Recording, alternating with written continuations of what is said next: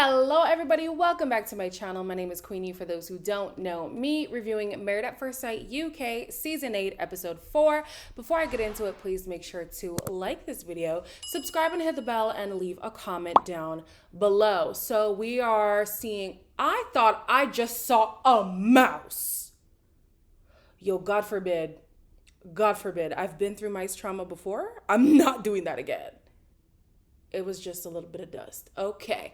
All right, so we are seeing two more matches, and the first match we're going to get into is between Peggy, who is a traditional woman with beauty and brains, and George, so he's French, George, I don't know, George, who is half French and a big goofball. I work in beauty, but I'm a technology risk partner, which is probably not what you'd expect. My mum and dad have been together 42 years now. That is like the dream relationship. My dad was diagnosed with prostate cancer, and I guess that's why I'm here still. It has impacted my dating. I'm a refined sort of gentleman, you know, I like the finer things in life. I like being entertaining and I like being on show. I love fake boobs. Like, you can't beat them. Shape, symmetry, they just feel great. I am so cringe. Immediately, I'm thinking to myself, he is going to get on Peggy's nerves. He's already getting on my nerves. There's no problem with being a goofball, but he admits that this is an act. This is a mask that he puts on, and he only puts the mask down when he feels like he's really into somebody. And I'm thinking to myself, well, if I'm going into a marriage with somebody, why would I want to be faced with the persona of someone rather than the person? This Peter Pan thing, the experts are trying to make it seem like it's endearing. It's childish. It's childish. George is childish. Good luck to you, Peggy. Peggy's dad is obviously where Peggy gets her traditional values from. So he, at first, is categorically against this idea. I'm gonna get married to a stranger. Up your fucking bollocks, you are. I'm doing this because I want to be happy, or at least happier. I'm not getting any younger, am I? I want what you and Mummy have. Now, Peggy. I mean, it's a good thing that dad eventually came around, but this girl puts so much value in marriage and in emulating what her parents have. I'm thinking to myself, this is problematic, because if you really think that you being unhappy is tied to you not being married, so therefore being married will lead to you being happy, very naive way of thinking. Very naive way. There are women who knew who they were going to get married to and are still miserable in marriage. Don't look to other people for your happiness. You got to find it within yourself. And also, you gotta throw the whole thing of marriage equals happiness. Marriage is work. And there's going to be lulls in marriage that makes you feel like, well, damn, if I'm not happy, then I shouldn't be married to this person. When in reality, that's just life. I hope she has a more realistic vision of marriage the more she gets into this process. Because right now, you got her who's naive, marrying a Peter Pan kind of, at this point, it kind of looks like a match. So I understand that George is a goofball. Nothing wrong with being a little bit quirky, all right? But he's crass, and it's unbecoming. What you'll get is you'll get an honest and genuine George. That's what you'll definitely get. Like I've got enough room for dinner. Yeah. And then they can kind of come straight off later on. When I turn around, I'm really hoping those cannons are in my face. You know, mummy milkers, those melons straight away. Is she part of the itty bitty titty committee? That's the real question. I had to literally force my face to unscrunch whenever George was on my screen, because I'm very put off by this man. Very, very, very put off. And to make matters worse, when it's time for the ceremony, they're obviously very attracted to each other, but the way that George explains his attraction to her, it's very pig-like. Hello. You look, wow. So do you. Oh my God, you're just my type. Oh my God, Mummy. Peggy's absolutely divine. I mean, maybe Peggy will change me, but I do want to see them titties.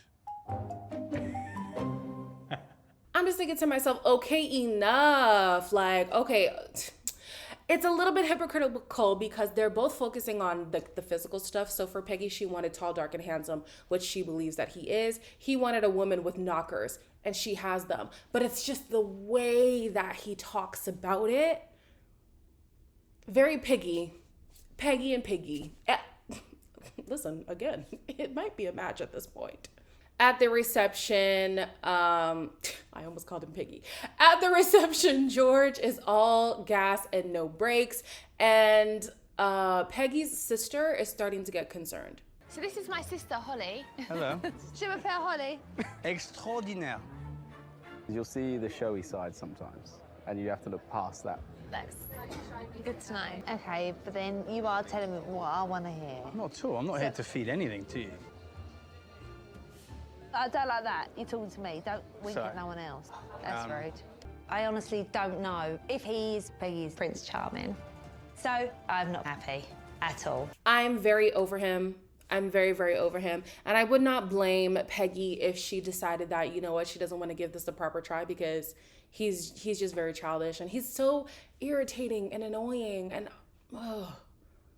the worst part about it is that this is deliberate. He knows that he's wearing a mask. He knows that he's bringing up the bravado, the being the macho man, because it's like a defense mechanism.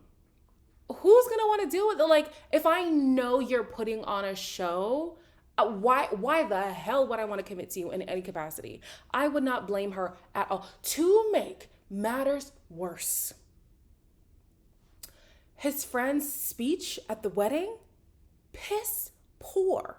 George loves budgie smugglers. If you don't know what they are, they're classic Speedos. I'd poo myself.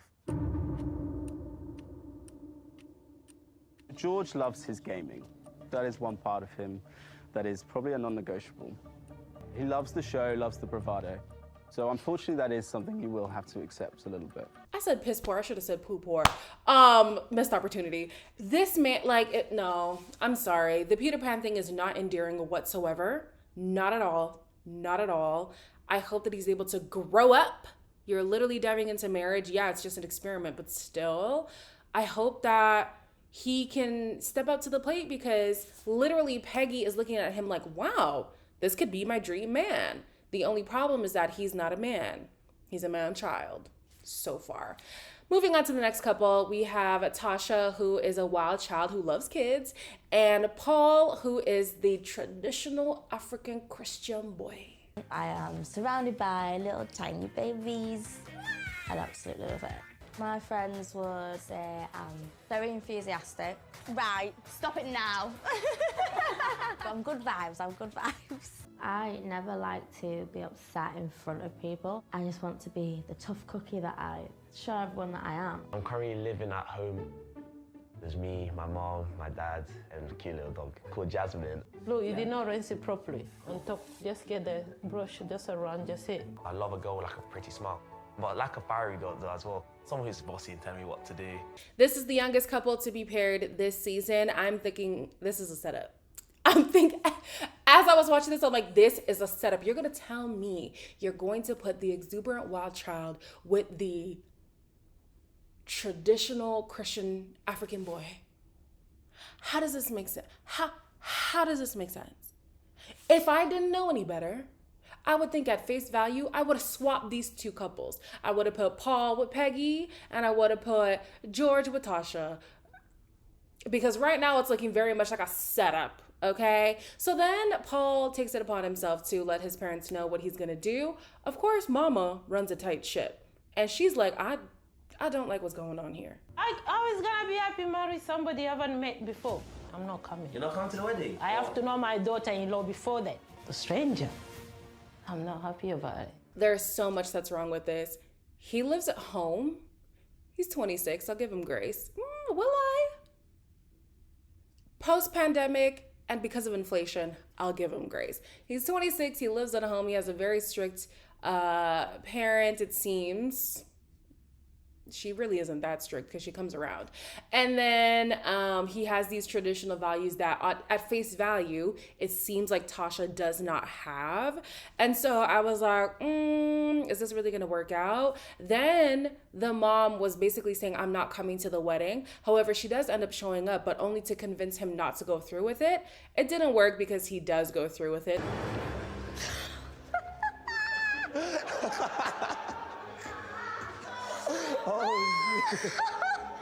Her smile, her face, her figure.